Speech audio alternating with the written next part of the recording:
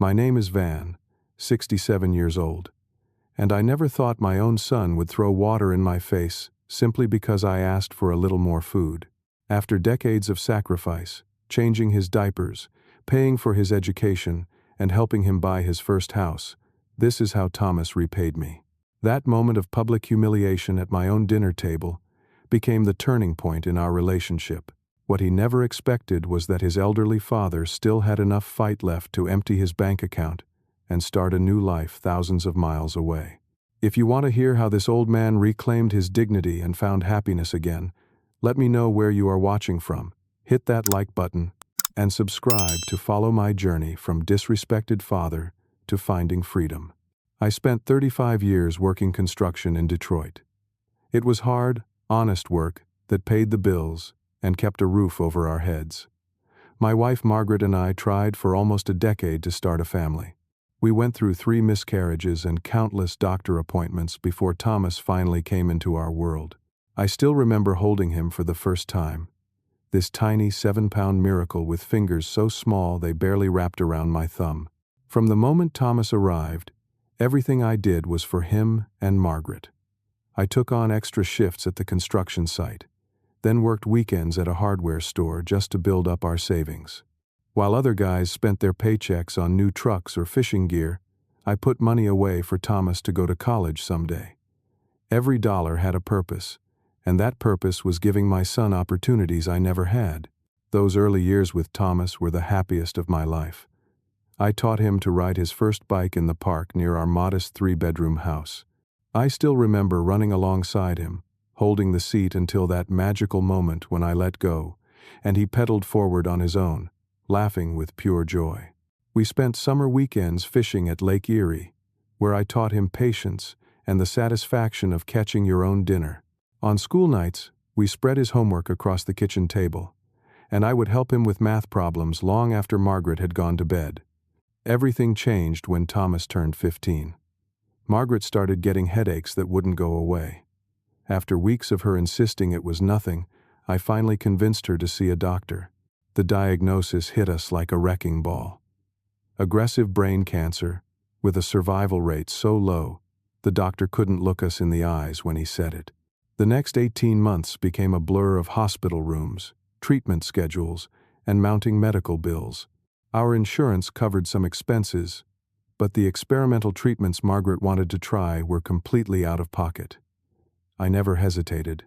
I sold our house, liquidated my modest retirement fund, and we moved into a small 2-bedroom apartment to free up cash for her care. Thomas watched his mother fade away day by day. The vibrant woman who used to sing in the kitchen while making his favorite spaghetti became a hollow shadow of herself. Margaret fought hard, but cancer fought harder. She passed away on a rainy Tuesday morning, with Thomas and me holding her hands. Her death changed both of us in different ways. I threw myself into being both mother and father to my grieving son. Thomas became distant and rebellious. He started skipping school, hanging out with kids I didn't trust, and staying out past curfew. At 16, he got caught shoplifting. When I picked him up from the police station, instead of being sorry, he yelled that I couldn't understand what he was going through. Maybe he was right, but I was going through it too. Despite our struggles, Thomas graduated high school with decent grades. Against all odds, he got accepted to the University of Michigan with a partial scholarship. I was so proud watching him accept his admission letter that I forgot all the sleepless nights worrying about his future. To cover the remaining tuition, I worked overtime every week and took out a second mortgage on the small house I had managed to buy after selling our old one. College seemed to straighten Thomas out. He studied business and finance, making the dean's list his junior year. During his senior year, he met Alicia at a campus fundraiser. She came from an upper-middle-class family and had ambitions of working in corporate marketing. When Thomas brought her home for Thanksgiving, I saw how he looked at her and knew this was serious. Alicia was polite and well-spoken. She complimented my simple home and asked thoughtful questions about Margaret, looking genuinely interested when I showed her our old photo albums. Thomas seemed happier than I had seen him since before his mother got sick. That weekend, watching them together, I felt hopeful about the future for the first time in years. Thomas and Alicia got married the summer after their graduation. I gave a speech at their wedding, trying to channel what Margaret would have said if she could have been there. I spoke about commitment, partnership, and the privilege of growing old together, something Margaret and I never got to do. As I raised my glass to toast the newlyweds, I caught Thomas wiping away a tear, and for a moment, I felt like we were truly connected again. My body started giving out when I hit 60. Decades of climbing ladders, carrying heavy materials, and working in all weather conditions had worn down my joints. Arthritis made simple tasks like holding a hammer painful. After falling from a first-floor scaffolding and fracturing my wrist, my foreman gently suggested it might be time to consider retirement. I knew he was right. My retirement funds were modest. Between helping Thomas through college and the lingering medical bills from Margaret's treatment, I hadn't been able to save what financial advisors would consider adequate. Still, I had my small pension from the construction union and Social Security. The house was almost paid off, and my needs were simple. I figured I could manage. Thomas and Alicia welcomed their first child, Justin, a year after their wedding. Holding my grandson brought back a flood of memories from when Thomas was a baby. Sarah followed 2 years later, and I embraced my role as grandpa with enthusiasm. I babysat whenever they needed, built a treehouse in their backyard, and showed up for every birthday and school event. Being a grandfather gave me a new purpose. Then came the chest pains. At first, I dismissed them as indigestion or muscle strain. When I finally saw a doctor, he diagnosed early-stage heart disease, likely from decades of physical labor and the stress of being a single parent. He prescribed medication that cost nearly $200 per month, even with Medicare. Between the mortgage, utilities, and now these medical expenses, my fixed income started to feel increasingly inadequate. One Sunday dinner at Thomas and Alicia's suburban 4-bedroom house, I mentioned my concerns about making ends meet. Thomas exchanged a look with Alicia before suggesting I move in with them temporarily to save money. They had a spare room that could be converted into a bedroom for me. I could contribute my monthly pension to household expenses, and in return, I would have a comfortable place to live and could help with the grandchildren. I was touched by the offer. My son, who had struggled through his teen years after losing his mother, was now extending a hand to help me. It seemed like we had come full circle. With gratitude warming my heart, I accepted. The following weekend, Thomas helped me pack up my modest belongings and put my house on the market. The first few months, living with Thomas and his family, were pleasant. The grandchildren were delighted to have me around all the time. I read them bedtime stories, helped with homework, and taught them card games Margaret used to play. I contributed my pension check to household expenses and tried to make myself useful by doing small repairs around the house and tending to the garden. But slowly, almost imperceptibly, things began to change. I noticed Thomas and Alicia having hushed conversations that would stop abruptly when I entered the room. They referred to vague discussions about the situation and making arrangements, always with significant glances my way. The grandchildren were told not to bother Grandpa too much because I needed my rest. Family movie nights no longer included invitations for me to join. When decisions were made about weekend plans or home improvements, my input wasn't sought despite living under the same roof. Alicia began making comments about how much the grocery bill had increased since I moved in. She mentioned the rising utility costs when I took what she considered too long in the shower. My bedroom, I gradually realized, was the smallest in the house, a converted storage space next to the laundry room where I could hear the washing machine running throughout the day. 6 months after moving in, Thomas suggested I put my remaining savings from the house sale into a joint account with him. For safekeeping, he explained. I work in finance, Dad. I can make your money grow, instead of just sitting in a low-interest account. I hesitated. My father had always taught me to maintain financial independence. But Thomas was my son, a college graduate with a career in banking. He understood modern finances better than I did. Plus, having the money in a joint account would ensure that if anything happened to me, he would have immediate access to funds for funeral expenses and other necessities. Wanting to trust him and show I valued his expertise, I agreed. That decision marked the beginning of my loss of independence. With my house sold, my savings in Thomas's control, and my monthly pension going directly to him, I suddenly had no financial autonomy whatsoever. I had to ask for money for even the smallest personal purchases, from a new pair of reading glasses to a birthday card for an old friend. Looking back, I can see how my dignity was eroded so gradually that I barely noticed it happening until I was already trapped. As the months passed, my daily life became increasingly restricted within the walls of Thomas and Alicia's house. I found myself tiptoeing around their routines, careful not to intrude on their space or disrupt their schedules. The kitchen became off-limits during certain hours because Alicia needs space to prepare family meals. The living room was considered the family's domain in the evenings because the kids need to unwind before bed. One morning, I woke up early to make myself a cup of coffee, only to find Thomas standing in the doorway with an irritated expression. "Dad, we talked about this. The kitchen is off-limits before 7. Your coffee maker keeps Justin awake." Even bathroom usage became regulated. Alicia posted a shower schedule on the bathroom door, allocating me 15 minutes between 8:15 and 8:30 each morning. When I accidentally used hot water during Sarah's bath time, Thomas lectured me as though I were one of his children. "Do you know how much our water bill has increased since you moved in? We're not made of money, Dad."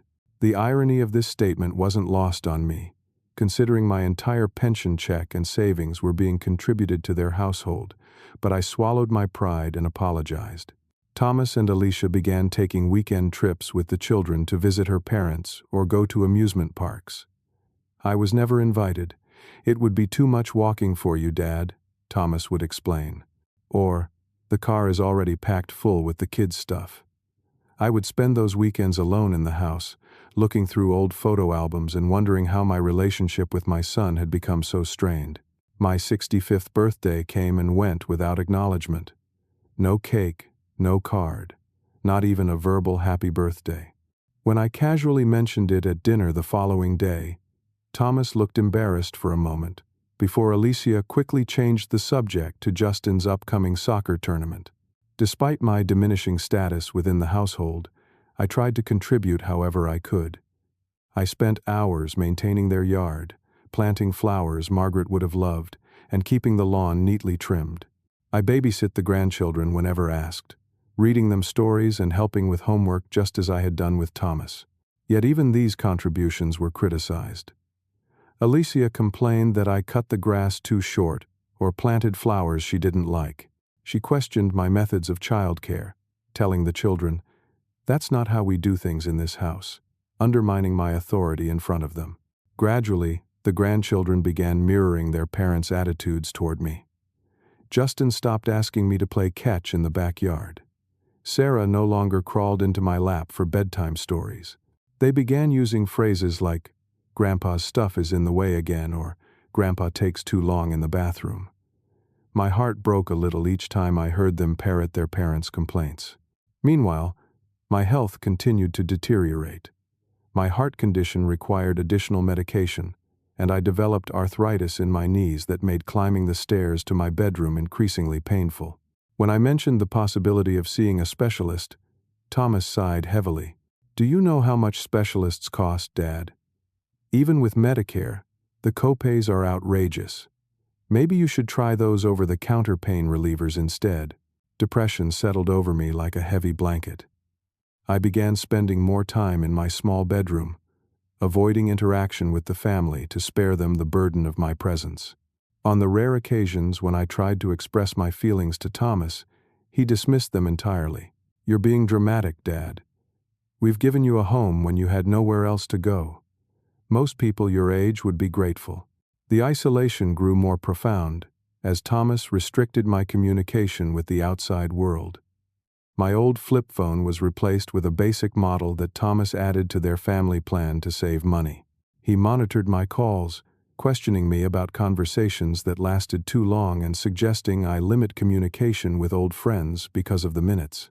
The final blow to my independence came when Thomas declared that I no longer needed my car. "Your reflexes aren't what they used to be, Dad. It's not safe for you to be driving anymore. Besides, insurance for drivers over 65 is expensive." He sold my car the following week, pocketing the money without discussion.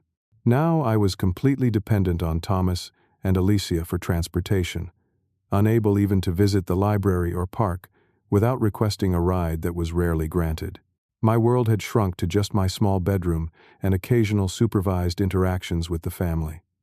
I had become a ghost in the house, present but unacknowledged, visible but unseen. The indignity of having to ask for basic necessities like toothpaste or socks was a constant reminder of how far I had fallen.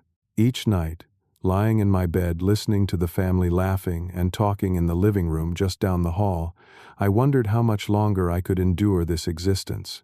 Thomas received a significant promotion at work around the 18-month mark of my stay.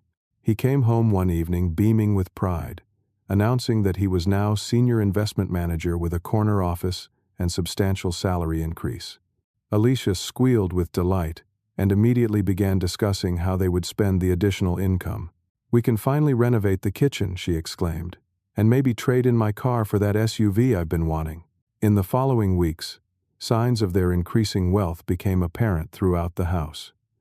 Alicia purchased designer furniture for the living room. Thomas bought himself an expensive watch that cost more than I used to make in 3 months. They installed a home theater system in the basement and began planning a 2-week vacation to Europe for the following summer. Yet, despite their obvious financial prosperity, my pension check was still expected every month, deposited directly into the account Thomas controlled.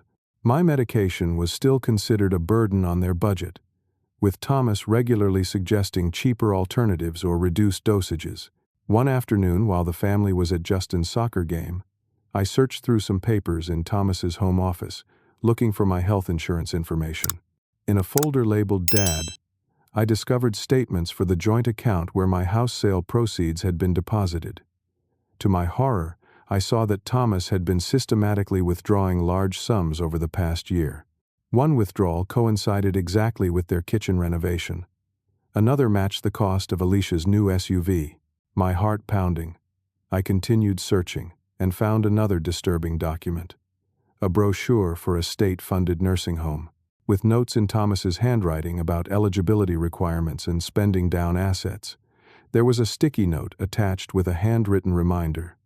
"Call about waiting list for Dad." I carefully replaced everything and returned to my room, my mind racing. That evening, I pretended to go to bed early but sat at the top of the stairs instead, listening as Thomas and Alicia talked in the kitchen below. "We need to consider the state facility," Thomas was saying. "His medical costs are increasing, and we could use his room for a home office once the renovations are done." "How long is the waiting list?" Alicia asked.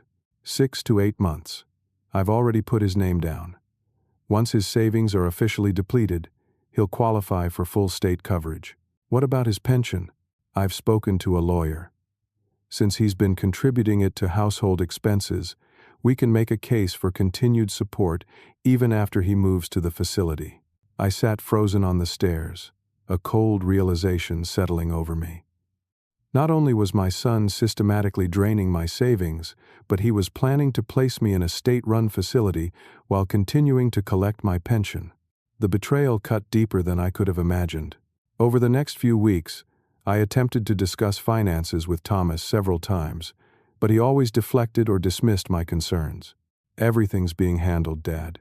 You don't need to worry about money matters. Just focus on your health." When I specifically asked about the withdrawals from my savings account, his expression hardened. "That money is being used for your living expenses. Do you have any idea how much it costs to support an additional person in this house?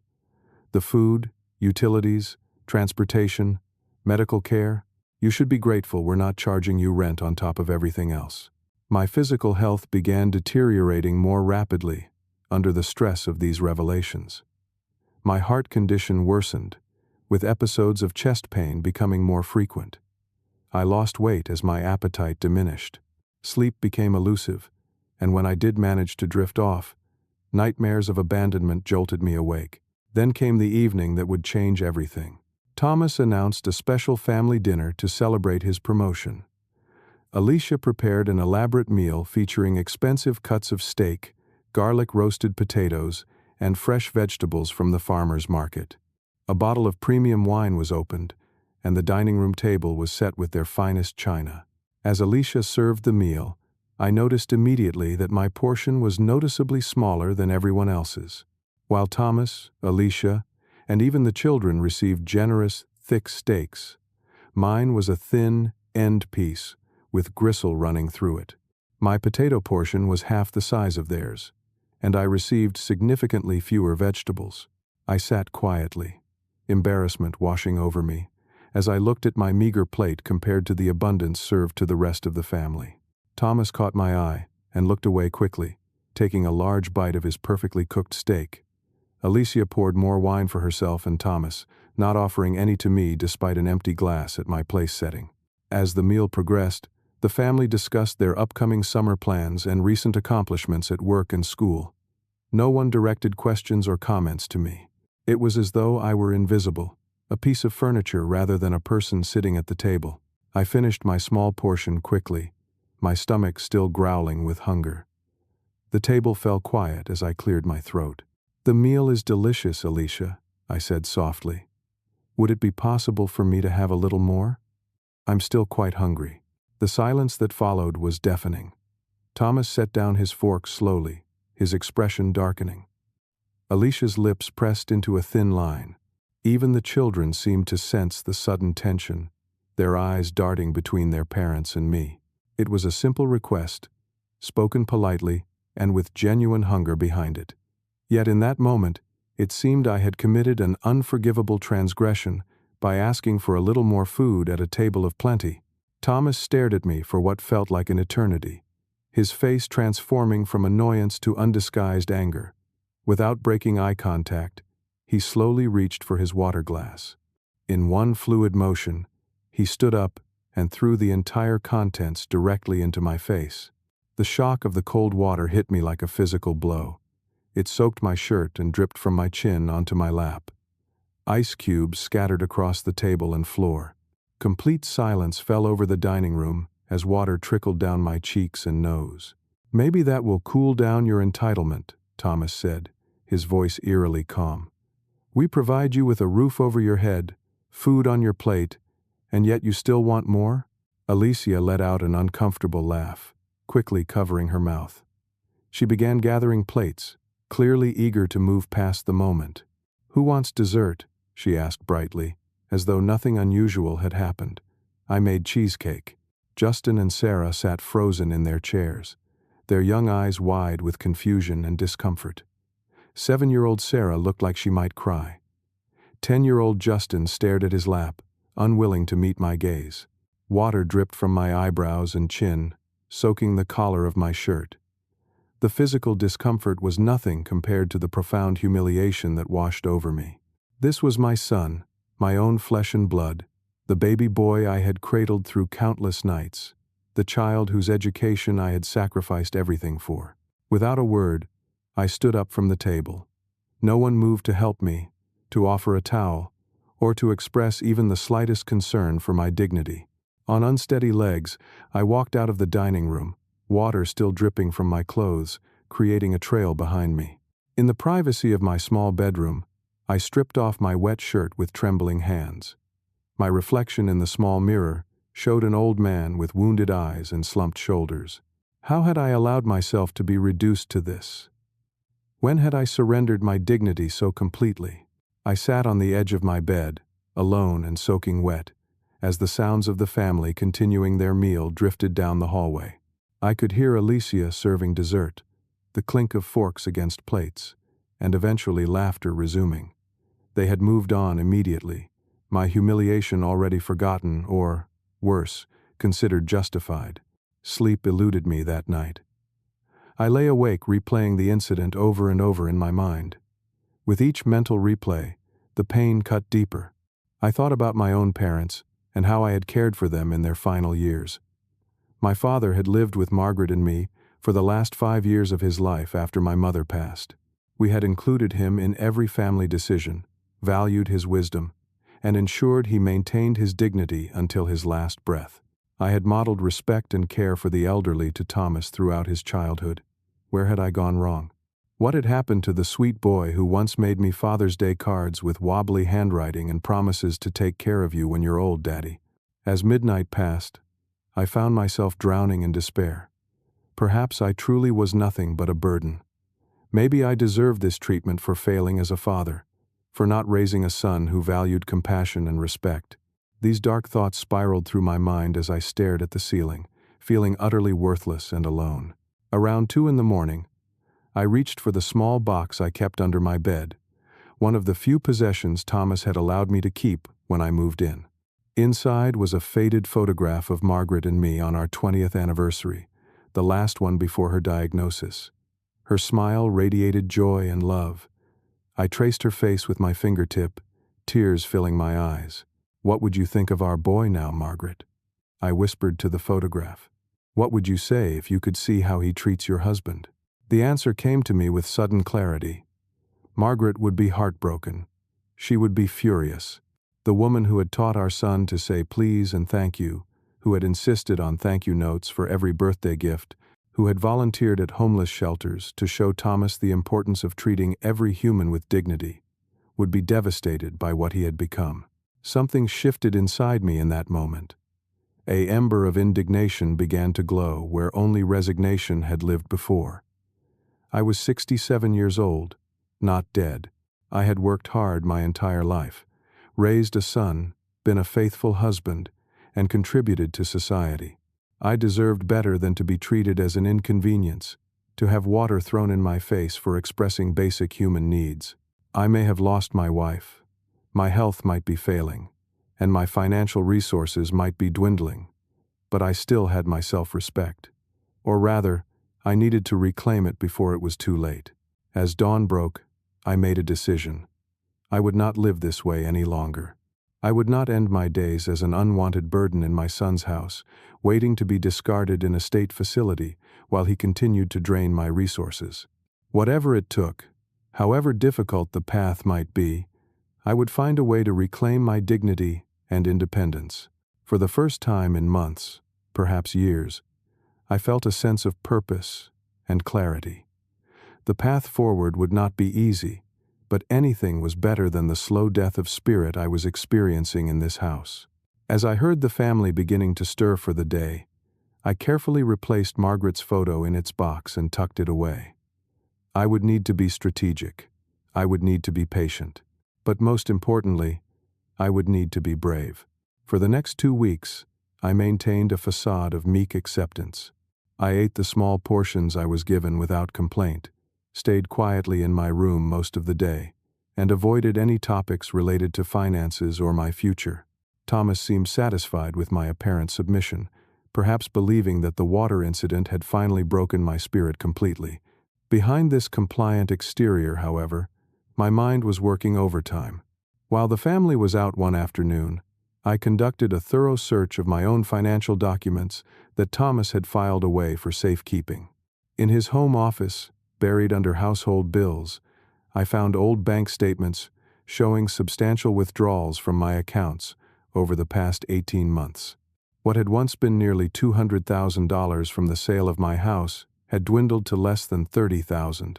I also discovered something Thomas had overlooked: a small safety deposit box key taped to the back of my old driver's license. Margaret had always been the practical one in our marriage. "Everyone needs a contingency plan," she used to say. That safety deposit box was part of hers. The challenge now was accessing it. With no car, and my movements generally monitored, getting to the bank would require careful planning. My opportunity came when Thomas announced that the family would be attending an all-day school festival that Saturday. It was the first time in months they would all be away for an extended period without asking me to babysit. As soon as their car disappeared down the street, I called a taxi, using the basic phone Thomas had provided. I withdrew $60 from the emergency cash I had kept hidden in the lining of my winter coat, one of the few personal possessions Thomas hadn't inventoried.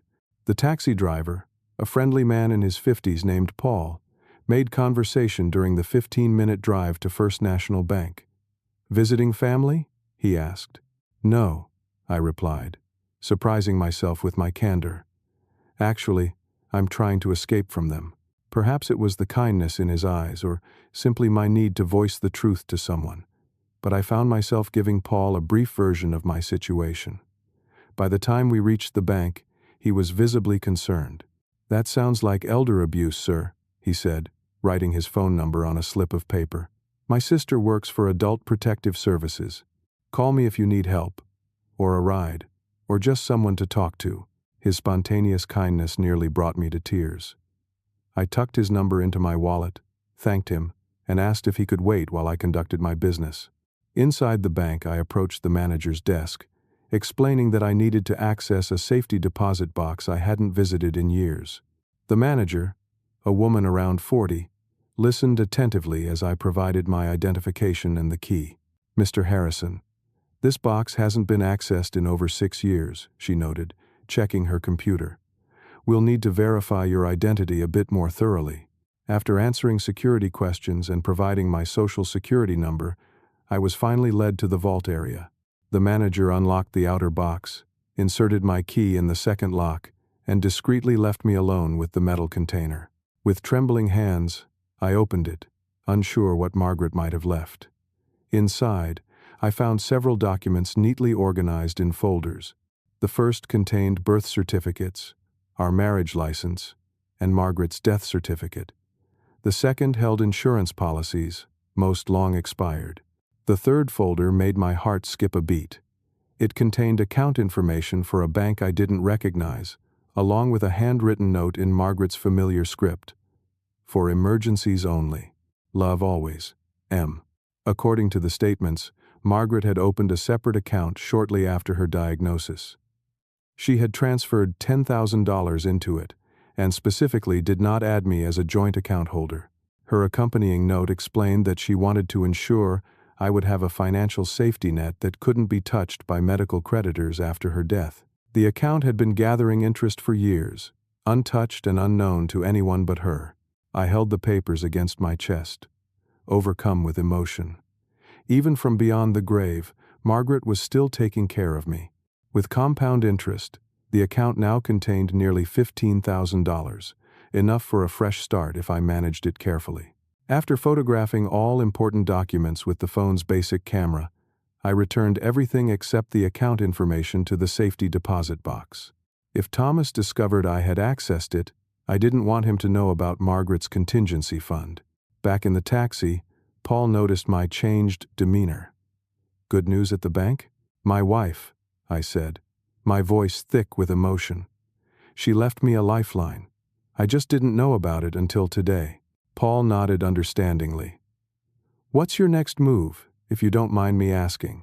"I need to talk to someone about elder financial abuse," I replied, thinking aloud. "And I need to find a way out." True to his word, Paul connected me with his sister Janet from Adult Protective Services.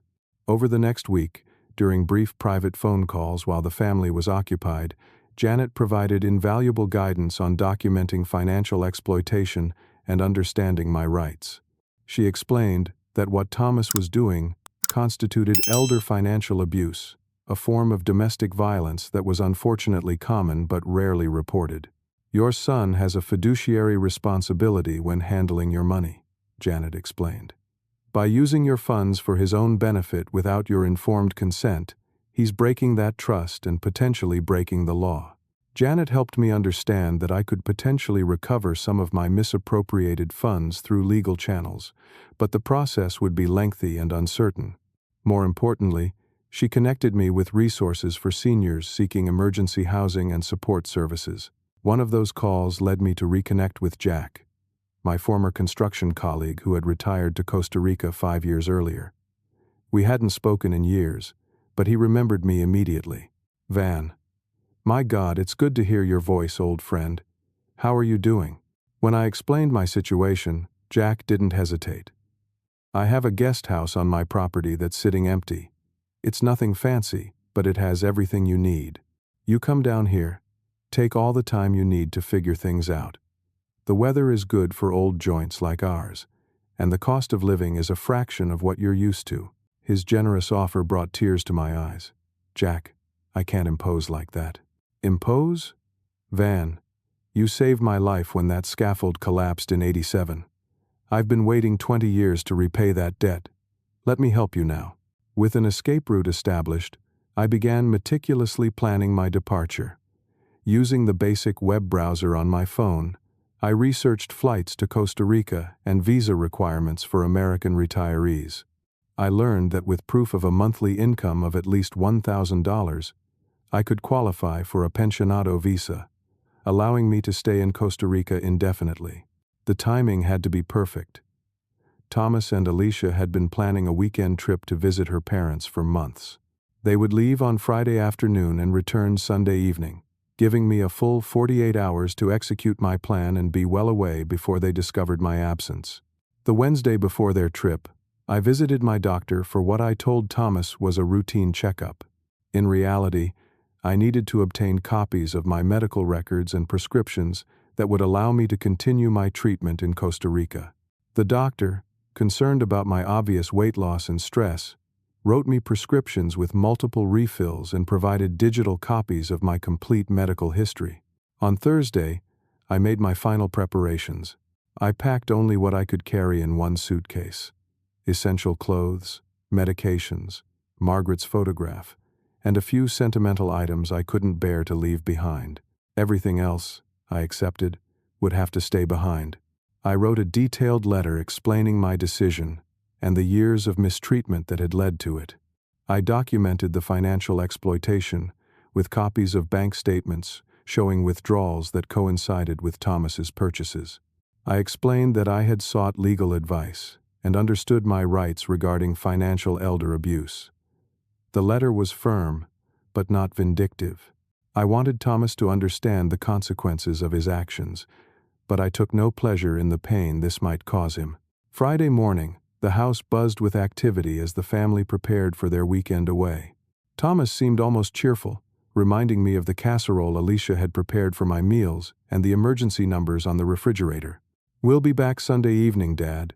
Try not to burn the house down while we're gone," he joked, showing more warmth than he had in months. Perhaps the prospect of a weekend away from his burdensome father had improved his mood. I hugged my grandchildren goodbye, holding them a little longer than usual, knowing it might be the last time I would see them for a very long time. "Be good for your parents," I told them. "Remember that Grandpa loves you, always." As soon as their car disappeared down the street, I sprang into action. First, I called a taxi to take me to Margaret's bank, where I withdrew the entire balance of the emergency account she had established. Next, we stopped at my own bank, where I used my ID and Social Security card to access the joint account. Since my name was still on the account, I was legally entitled to withdraw funds. I emptied it completely, taking the remaining $28,000 that represented the last of my house sale proceeds. My next stop was a shipping store, where I mailed a copy of my documentation of financial abuse to Janet at Adult Protective Services, along with a formal complaint requesting investigation. The original letter I would leave for Thomas. My final stop before the airport was a phone store, where I purchased a new basic smartphone and prepaid international plan, abandoning the phone Thomas had provided and could potentially track. At the airport, I used my credit card one last time to purchase a one-way ticket to San Jose, Costa Rica. As I waited at the gate for boarding to begin, I sent one text message from my new phone to Thomas's. "I am safe and have left of my own free will. I have documented your financial exploitation and have sought legal counsel. A letter explaining everything is on the kitchen table." Then I turned off the phone, removed the battery as an extra precaution, and boarded the plane that would carry me to a new chapter of my life. As the aircraft lifted off, I looked down at the shrinking city below. Somewhere down there was the house where I had experienced such profound disrespect and heartbreak. Yet alongside the pain was a surprising sensation: freedom. For the first time in years, I was making my own decisions, charting my own course. Whatever challenges lay ahead, I would face them on my own terms, with my dignity intact. The flight to Costa Rica was my first time leaving the United States. At 67 years old, I was embarking on an international adventure that would have been unimaginable just months earlier. As the plane descended toward San Jose, I gazed out the window at the lush green landscape and felt a mixture of terror and exhilaration. What if this was a terrible mistake? What if my health deteriorated in a foreign country? What if Jack's offer wasn't as genuine as it had seemed? These anxieties dissolved the moment I spotted Jack waiting for me at the arrival gate. 20 years older than when I'd last seen him, still with the same wide grin and firm handshake. He embraced me like a brother, grabbing my suitcase before I could protest. "Welcome to paradise, Van," he said, leading me to his weathered pickup truck. "You made it." Jack's property was located in a small community about an hour from San Jose. As we drove along winding roads, he pointed out coffee plantations, tropical birds, and local landmarks. The air was warm and heavy with the scent of flowers I couldn't name. Everything felt alien yet somehow welcoming. The guest house exceeded my expectations. Though small, it was clean and thoughtfully prepared with fresh linens, basic groceries, and even a vase of local flowers on the table. Through the windows I could see Jack's main house about 50 yards away, close enough for company but far enough for privacy. "It's not much," Jack said, showing me how to work the ceiling fan and water heater, "but it's yours for as long as you need it. No rush, no pressure." That first night, sitting on the small porch listening to unfamiliar bird calls and insect songs, I felt an overwhelming wave of emotion. There was grief for the relationship with my son that had deteriorated beyond repair. There was fear about my uncertain future in a strange country. But most of all, there was profound relief. I was no longer a ghost in my own life, invisible and voiceless. Whatever happened next would be my choice. The barrage began the following day. Thomas called my new phone repeatedly, his messages evolving from confused, "Dad, where are you? Are you okay?" to angry, "You can't just take money and disappear," to threatening, "I'll report you missing. I'll contact the embassy. You can't do this." After listening to his increasingly frantic voicemails, I composed a single text response: "I am safe and well. I have left because of how you treated me," culminating in throwing water in my face when I asked for food. "The money I took was mine, which you were systematically draining for your own benefit. I have documentation of all transactions. I need time and space. Please respect that." His response was immediate and revealing. "What about the money in the joint account? That was for the kitchen renovation. Not concern for my whereabouts or well-being. Not an apology for years of mistreatment.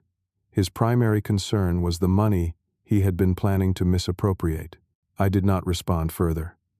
Over the coming weeks, his messages continued, eventually shifting to guilt tactics. "The kids miss you. How could you abandon your grandchildren?" And finally to manipulative reconciliation attempts. "We all make mistakes. Come home and we can work this out." With Janet's guidance from Adult Protective Services, I had already initiated a legal process to address the financial exploitation. I provided statements, documentation, and testimony via video call to investigators. Thomas would eventually face consequences for his actions, though I took no pleasure in that fact. Meanwhile, I focused on building a new life in Costa Rica. The adjustment wasn't easy. At first, I struggled with the language barrier, the different customs, and the unfamiliar environment. Simple tasks like grocery shopping became complicated adventures. The tropical climate, while gentle on my arthritic joints, brought other challenges like afternoon thunderstorms and unusual insects. Yet, each small victory, from successfully ordering at a local restaurant in broken Spanish to navigating the public bus system, built my confidence. Jack introduced me to the local expat community, a diverse group of retirees from various countries who welcomed me with unexpected warmth. Among them was Eleanor, a 70-year-old former librarian from Canada who had moved to Costa Rica after her husband's death 5 years earlier. She showed me the best local markets, helped me improve my Spanish, and became a valued friend. Her resilience in creating a fulfilling life after personal loss inspired me. My health, somewhat surprisingly, began to improve. The combination of reduced stress, fresh tropical fruits, daily walking, and clean air seemed to counteract years of decline.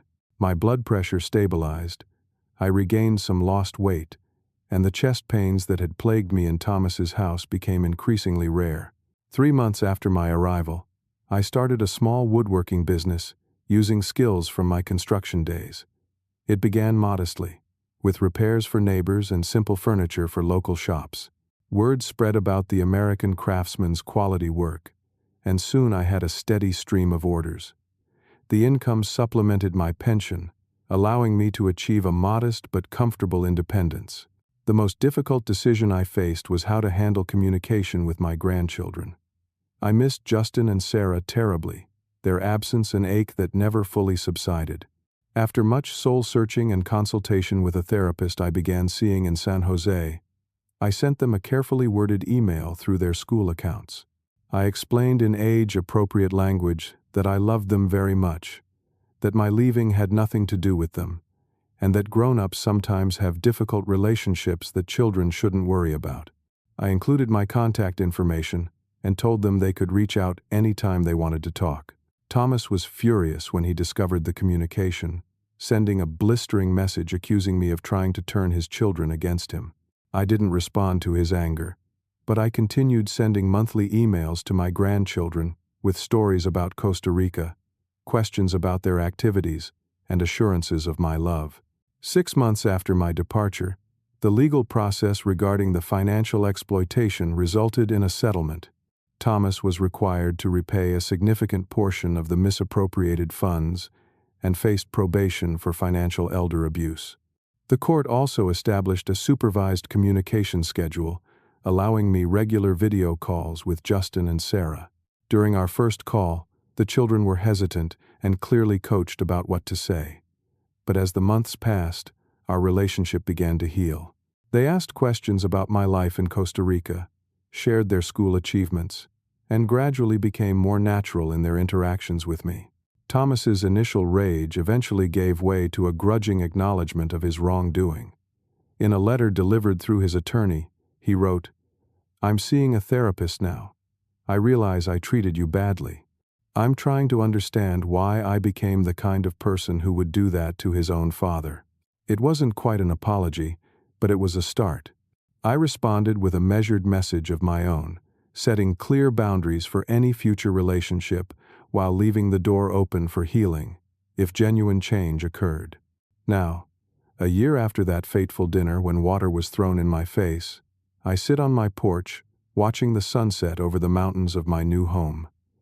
My small house is filled with furniture I built with my own hands. Photos of Margaret, the grandchildren, and my new friends adorn the walls. Eleanor visits regularly, our friendship having deepened into something that might someday be more. The profound life lesson I learned through this painful journey is that it's never too late to stand up for yourself. At 67, I had believed my life was essentially over, that I should quietly accept whatever treatment came my way because I had no alternatives. I couldn't have been more wrong. Dignity isn't a luxury reserved for the young or the wealthy. It's a fundamental right that belongs to every human being, regardless of age or circumstance. By reclaiming mine, I didn't just escape a toxic situation. I discovered an entirely new chapter of life I never knew was possible. To anyone watching this who feels trapped, undervalued, or invisible, please know that you deserve better. Whether you're 20 or 80, your life has value and purpose. It takes courage to make a change, especially when those who should love you the most are the ones causing harm. But on the other side of that fear is a freedom that can transform everything. I sometimes wonder what Margaret would think of how things turned out. I like to believe she would be proud of me for finding the strength to start over. Perhaps she knew all along that I might need that emergency account someday. Her final gift wasn't just the money, but the belief in me it represented. Have you ever had to make a difficult decision to protect your dignity or self-respect? I would love to hear your stories in the comments. Sometimes knowing we're not alone in our struggles makes all the difference. If my story resonated with you, please like this video and subscribe to the channel. Each of us has the power to rewrite our own endings, no matter how far along in our story we might be. Thank you for listening to an old man's journey to reclaim his worth. May you find the courage to honor yours as well.